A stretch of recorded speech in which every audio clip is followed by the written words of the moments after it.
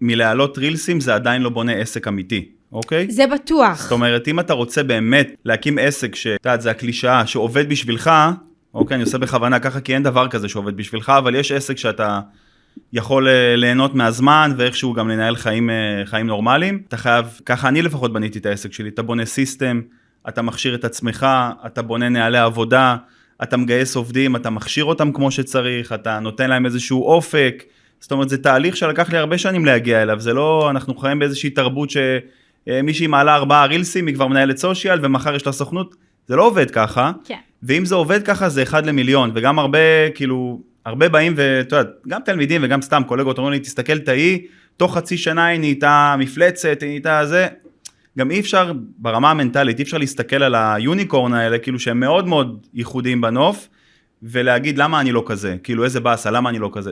זה לא עובד ככה, כאילו, מי שמצליח בצורה מטאורית, זה באמת 1 למיליון. הדרך הנכונה בעיניי, זה לעבוד קשה, לאט לאט, להרוויח את השם שלך, את המוניטין שלך, זה לוקח זמן.